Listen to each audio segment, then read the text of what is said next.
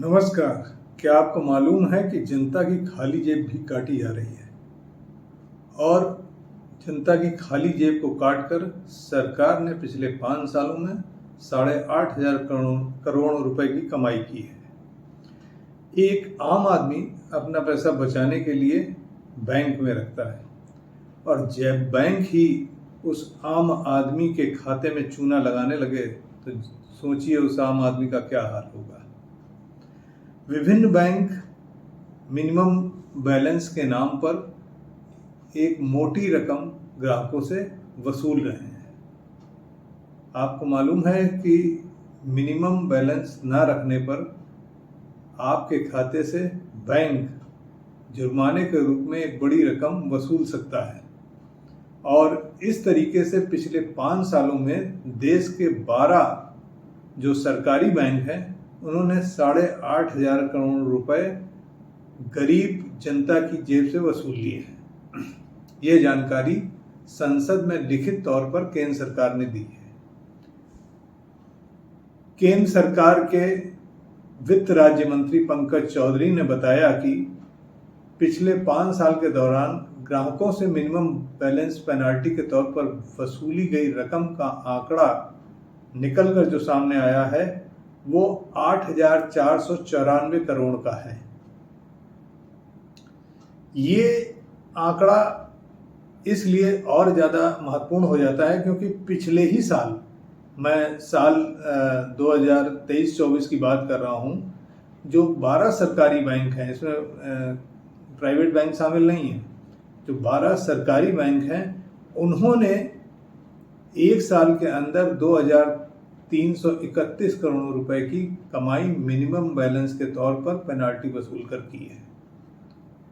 अब जिनको minimum balance के बारे में जानकारी नहीं है उनको मैं बता दूं कि बैंक खातों में एक न्यूनतम रकम रखना जरूरी होता है, उसी को मिनिमम बैलेंस कहा जाता है।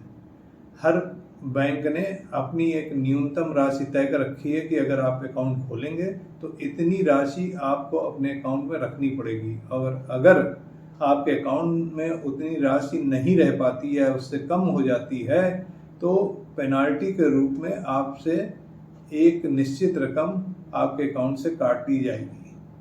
और इस तरह बैंकों ने जिन लोगों ने अपना मिनिमम बैलेंस नहीं मेंटेन रखा उनसे एक निश्चित रकम काट ली है।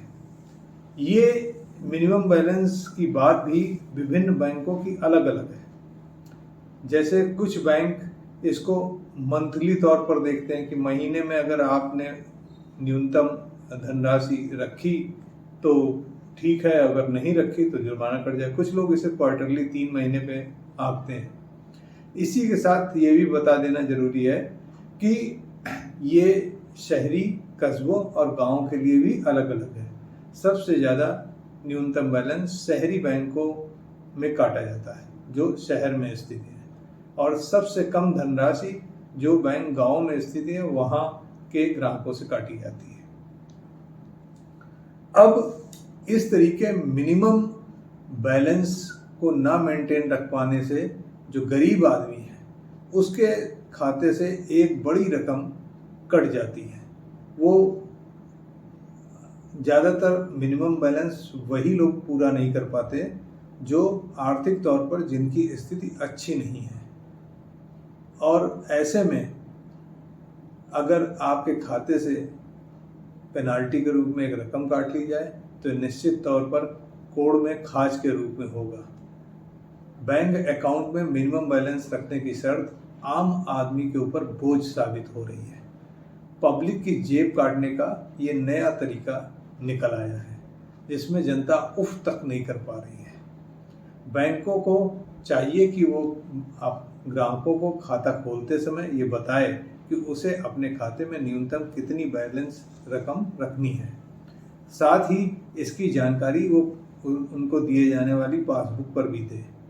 इसके साथ बैंकों को चाहिए कि वो अपने ग्राहकों को ये भी बताए कि अगर आप न्यूनतम बैलेंस मेंटेन नहीं कर पाते हैं तो कितना जुर्माना लगेगा और ये रकम आपके खाते से काटी जाएगी। और सबसे अच्छा तो ये होगा कि जिस तरीके से देश के सबसे बड़े bank state bank of India ने इस तरीके का नियम मिनिमम बैलेंस पर जुर्माना या पेनाल्टी वसूलने का नियम ख़त्म कर दिया है, उसी तरीके से सभी सरकारी और निजी क्षेत्र के बैंकों को भी यही नियम अपनाना चाहिए। आज की एपिसोड में बस इतना ही। अगले एपिसोड में हम एक नई जानकारी के साथ आपके सामने होंगे, एक नए मुद्दे के साथ आपके सामने होंगे। तब तक के लिए धन्यवाद। Hey there. Subscribe to my channel and also press this bell icon.